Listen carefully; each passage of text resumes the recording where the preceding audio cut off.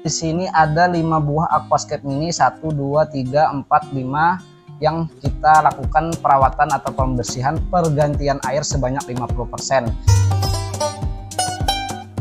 Halo teman-teman, di video kali ini saya akan mencoba share. Banyak yang bertanya bagaimana perawatan aquascape. Sebelum pertanyaan bagaimana, kapan sebenarnya aquascape itu kita lakukan perawatan atau pembersihan.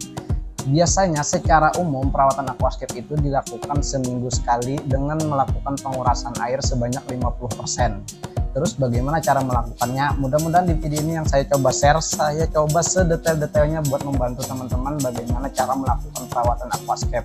Langkah pertama teman-teman kita siapkannya itu adalah sikat gigi bekas atau yang baru juga boleh. Dengan sikat gigi ini kita gosok bagian kaca, terutama pada bagian yang di depan. Tentunya yang bisa kita jangkau aja. Untuk filter itu tidak usah kita matikan, tidak apa-apa. Kemudian juga ikan apakah dikeluarkan, tidak usah dikeluarkan. Ikan biarin aja di dalam. Jadi kita lakukan penggosokan dulu, baik yang di depan terutama samping, kiri, belakang. Di sini juga ada terlihat beberapa akar masih mengeluarkan, yaitu seperti kapas-kapas putih ini teman-teman, itu adalah kambium atau getah akar yang masih tersisa. Nah ini masih mengeluarkan kambium, ini kita gosok juga dengan menggunakan sikat gigi.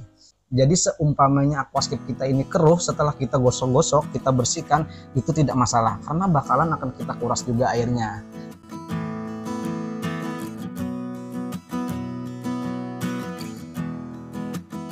Oke, sekarang kita masuk ke langkah yang kedua, yaitu kita lakukan pengurasan, membuang air sebanyak 50% dengan menggunakan selang seperti ini. Di sini saya siapkan selang.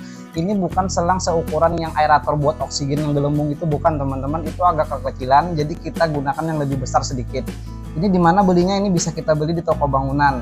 Biasanya yang sering tukang pakai buat water pass itu teman-teman, itu agak lebih besar. Nah itu kita gunakan, jadi biar lebih cepat. Tentu saja kita siapkan juga ember. Nah ini sangat mudah sekali kita lakukan. Kita lakukan saja pengurasan sebanyak 50% dengan cara menyedotnya secara manual.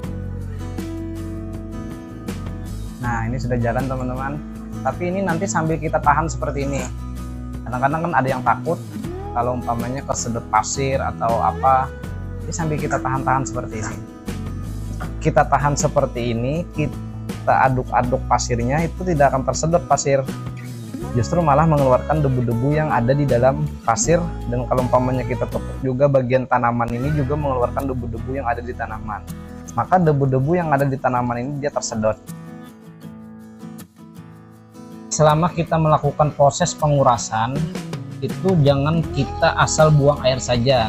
Ya mumpung kita membuang air, sekalianlah kita buang kotoran-kotoran yang ada di dalam akuarium kita.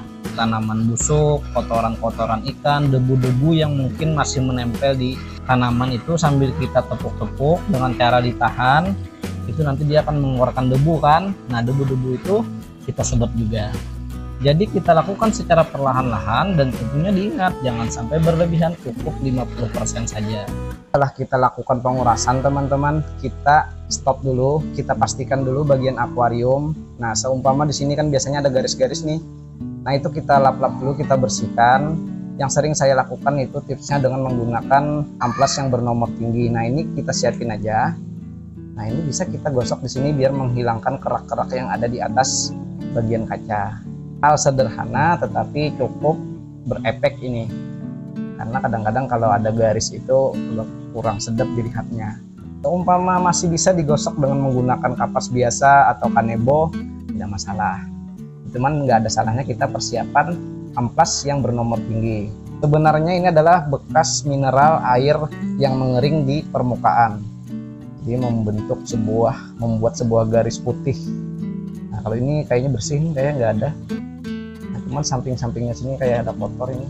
Setelah itu kita sambil pastikan apakah ada tanaman-tanaman yang sepertinya gagal beradaptasi atau busuk. Itu kita ambil, sepertinya ini aman.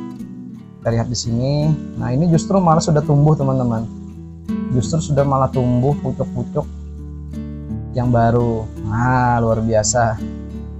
Oke, di sini juga kayaknya aman. Nah sambil kita cek sebelum kita lakukan pengisian air. Ini yang tema fenomenal, ini hutan, ini aman. Setelah kita sudah ini, baru kita isikan air kembali. Di sini saya menggunakan teko, saya berikan contoh yang mudah-mudah saja. Dengan menggunakan teko kita isi air kembali sampai full seperti biasa. Nah, untuk cara ngisinya pelan-pelan saja. Coba saya contohkan yang di sini.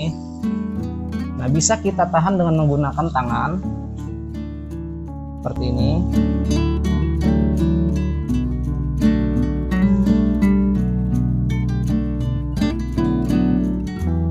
Nah, ini sudah kita lakukan pengisian air kembali. Apakah sampai di sini sudah selesai untuk proses perawatan aquascape kita? Tentu saja belum. Jadi ada langkah yang selanjutnya, dan ini merupakan hal yang paling utama, yaitu mengenai cara kita menentukan durasi lampu pencahayaan untuk aquascape kita.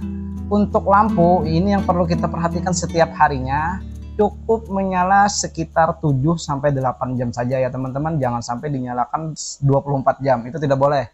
Karena ini adalah tanaman hidup, jadi lampu ini adalah berfungsi sebagai mataharinya dia untuk melakukan fotosintesis. Tanaman itu melakukan fotosintesis dengan adanya cahaya lampu.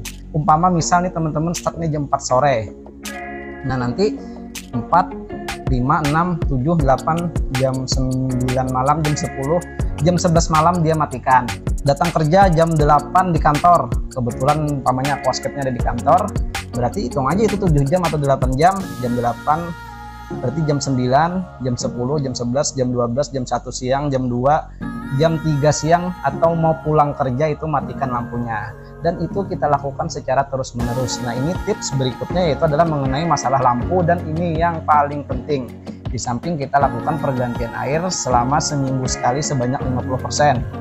Nah, kalau teman-teman repot dalam hal mengenai mematikan lampu, kadang-kadang lupa, kadang-kadang ingat, itu bisa dibantu dengan menggunakan alat timer seperti ini. Jadi dengan timer ini, itu bisa mematikan dan menghidupkan lampu secara otomatis. Ini merupakan alat tambahan buat aquascape kita. Ini kalau seumpamanya teman-teman repot dalam hal mengenai mematikan dan menghidupkan lampu aquascape. Jadi dengan menggunakan timer ini lebih mudah. Nah, sekarang untuk langkah perawatan selanjutnya itu apa? Yaitu tentu saja adalah cara kita memberi pakan ikan. Untuk memberi pakan ikan itu pertama yang jelas adalah jangan sampai terlalu banyak. Nah, ini untuk pakan ikan gunakan yang bagus, yang kualitasnya terbaik. Di sini saya sering menggunakan merek Tetrabit ini ya teman-teman. Ini lumayan bagus, walaupun sedikit agak mahal harganya, tapi nggak masalah. Satu botol ini, wah, ini cukup lama, sebulan lebih kayaknya. Nah, cara memberi pakan itu sebenarnya adalah 2 kali sehari, pagi dan sore. Pagi sore, pagi sore. Nah, untuk cara pemberian pakannya seperti apa? Ini biar kita kasih sedikit. Ini kalau pakannya itu bentuknya merah seperti ini. Nah, ini kita ambil sedikit aja ya teman-teman, sedikit. Nah, ini kita kasih pakan ke ikan gupi. Nah, ini cukup sedikit aja. Ini seumpamanya, nah secukupnya aja. Nah, di sini ada ikan moli, kita kasih pakan sedikit aja. Dan ikan pun teman-teman jangan terlalu banyak tentunya. Terus kalau umpama ada yang bertanya untuk seukuran segini berapa yang sedang ikannya, saya sering mengisinya cukup 3 ekor. 5 ekor itu pun kalau ikannya kecil-kecil seumpama seperti gupi atau ikan neon yang biru itu teman-teman. Itu 5 ekor udah cukup. Kemudian saya kasih keong 1 atau 2 ekor dan udang 3 ekor.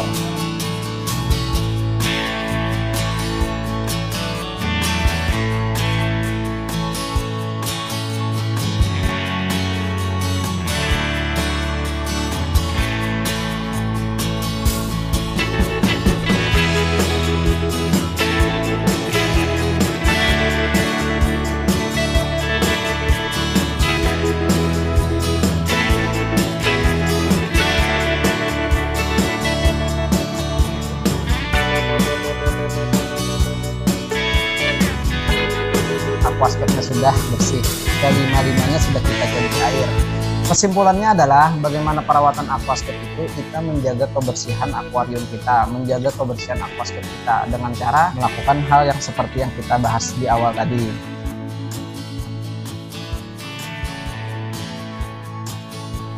Semoga ini bisa bermanfaat buat teman-teman, bisa dipraktekkan dan tetap semangat main dunia airnya. Kita ketemu lagi di video selanjutnya dan tentunya terus berkarya.